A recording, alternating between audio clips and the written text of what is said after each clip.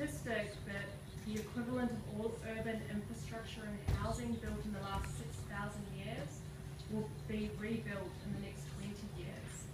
And when you think of very rapidly urbanizing countries like China, across South Asia and Africa, the statistic, while initially may seem very astounding, is actually quite plausible.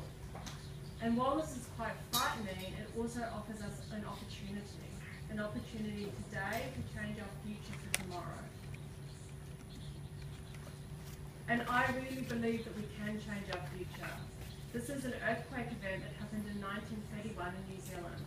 Both my grandparents survived this earthquake. In the case of my grandfather, only just as his school collapsed around him as a teenager. 80 years later, with the Christchurch event, the number of fatalities was substantially reduced because the New Zealand government had banned the type of construction unreinforced masonry. We know that that type of construction causes many fatalities in earthquakes globally, but because a decision 80 years ago made by the New Zealand government when Christchurch occurred, the number of fatalities was much lower than it could have been. So we can change our future if we take a long-term view. Also, throughout the 19th century, cities in America burned. There are a number of examples of where entire cities burned. Rome built in 64 AD and Tokyo indeed burned in 1923. We don't see these large urban fires anymore. They're relegated to history. They're a historical feature that we hope never to see again.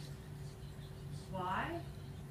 Land use planning, prevention, establishment of fire services across the world, very sensible approaches reduced the impacts of these urban fires. And we can use many of these same approaches to reduce the impacts of disasters. So risk-informed decision-making is very much a key recommendation of the Hyogo framework for action. And risk is a complicated term one to define. It means different things to different people, but also from a scientific and engineering perspective, difficult to construct. You have your hazard, it could be an earthquake, typhoon, your exposure, your urban environment, everything you value, your people, and how vulnerable they might be to an event. And you can calculate the risk as impact, number of fatalities, injuries, or the cost to government, business, and society. So risk assessments offer us a crystal ball that we don't have to wait until a disaster happens. We can see the potential impacts today and hopefully change our future. We were asked at the World Bank's Global Facility for Disaster Reduction and Recovery to compile the lessons learned, the experiences of institutions, governments, volunteers around the world, and compiling risk information over the last decade as a key input into the 2015 Global Assessment Report. So reaching out through the UN network, through the World Bank's networks, and through all of the different scientific networks, we compiled case studies from around the developing world of how risk assessments have been conducted, communicated, and used. And from that, we have a reference guide and a policy note, which draws out the 10 key recommendations for the future. I'll go through these recommendations with some examples. One of the biggest lessons we've learned is how important it is to define what's the purpose of the risk assessment before it starts. It's too late to engage with the decision maker after a risk assessment has been completed. We need to have them on board at the start. But a risk assessment also for planning a risk reduction of bridges is inherently different from a risk assessment for preparedness. So we need to make sure we understand why we're producing risk information before we start. Because the scale will be different, the amount of resources will be different. And we also really need to ask the question, if the end user had the information, how would they use it, and would they use it? We need to move away from very nice reports that get put on a shelf and don't get used. And here is an example of how scale matters. Global national resolution flood assessments are incredibly helpful for national level dialogue, but not very good for understanding, for instance, how flood may affect a bridge or transport infrastructure. That's where you need the high resolution flood modelling for cost benefit analysis. So just from a resolution scale, it's very important to understand. We really need to make sure we know who's the owner of a risk assessment process, because risk information informs government decision making or business decision making. So it needs to be authoritative. People need to trust it. We need to engage local scientists in the process because they have knowledge that may not be published elsewhere. And we need to make sure the right agency who's commissioning the analysis is the right agency who will implement it. Often, for instance, we try and influence building code updates and construction in countries working with the scientific agencies, but it's not often the scientific agencies that has a mandate to update the building code. So therefore it's very important that we're making sure we work with the right agencies. And is there a process to implement recommendations? If we work with the government around helping them understand how increasing their flood infrastructure, their safety levels, how much that would help reduce the risk, then we also need to help them get investment, funding to implement the recommendations that come out of a risk assessment. Because a risk assessment is the start, not the end. And I articulate this here in a slightly different way, but we have many users of risk information, and we need to understand what their question is from the start. The third recommendation is around promoting the generation and use of open data. Anyone who's worked in a risk assessment in a developing country particularly knows that the data is very difficult to find and hard work goes into it.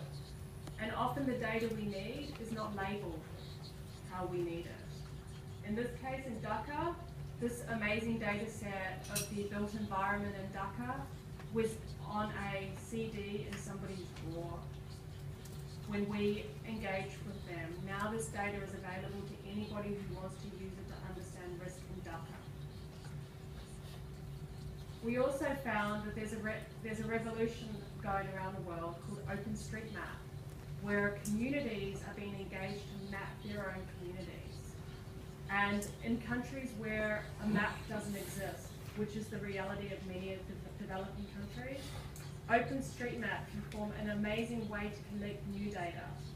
In the case of Haiti, Haiti was mapped by volunteers in the weeks after disasters. There had never before been a map of Haiti. I give the example of Sri Lanka, where the government of Sri Lanka itself commissioned its own government officials to map vulnerable communities using OpenStreetMap. All of the buildings, all of the roads, all of the critical facilities.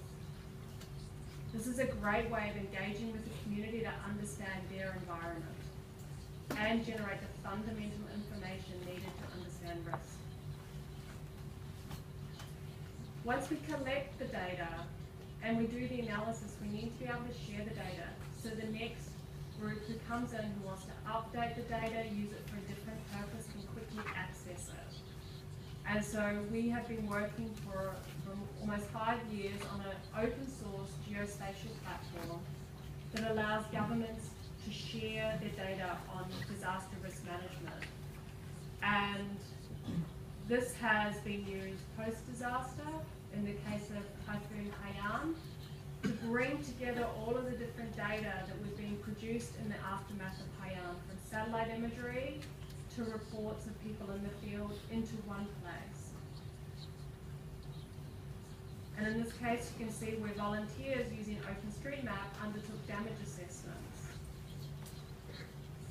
And here's some examples of GeoNode, so there's open source GeoNode platforms that GFDRI and the World Bank have been supporting around the world.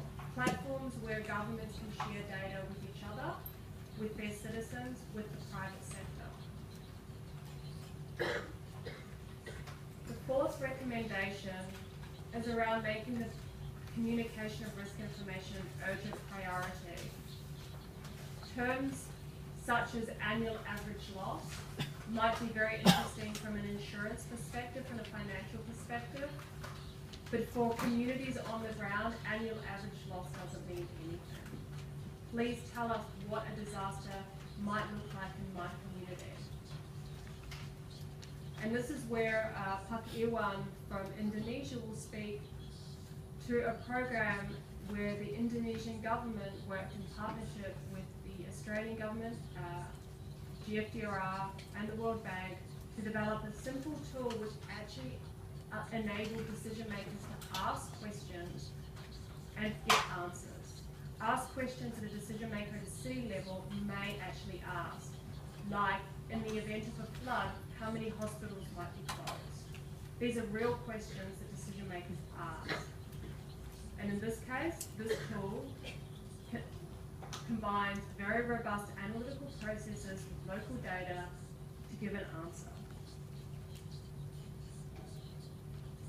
And this tool is open source, so across the world, other governments are starting to get very interested in using this tool. In this case, the government of Sri Lanka is intersecting tsunami information with building information. So which buildings would be inundated by a tsunami event? Which hospitals and critical facilities are most at risk? The fifth recommendation is around fostering multidisciplinary, multi-institutional, and multi-sectorial collaboration.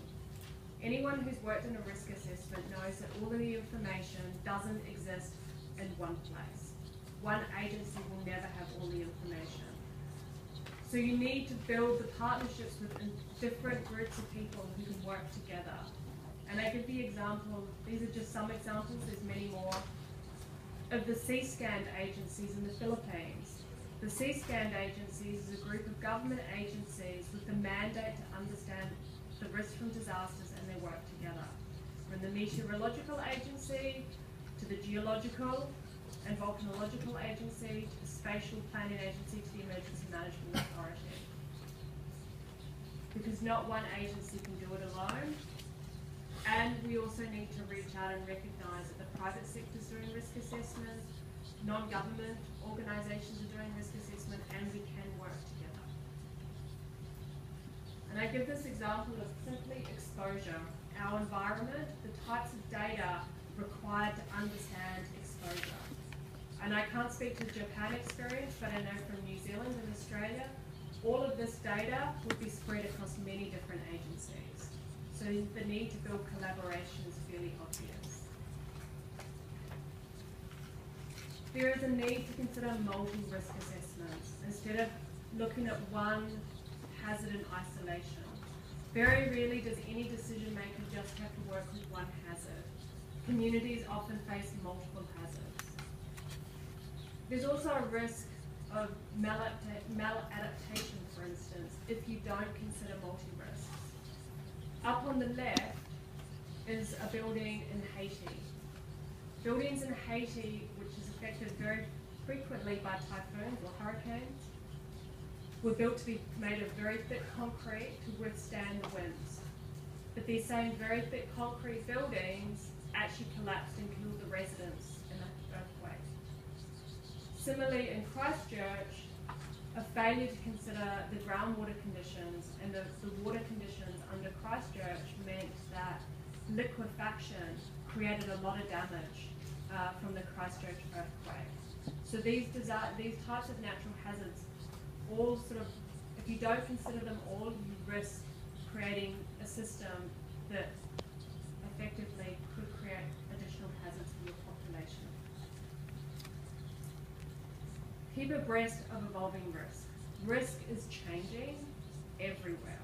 Risk is changing from climate change.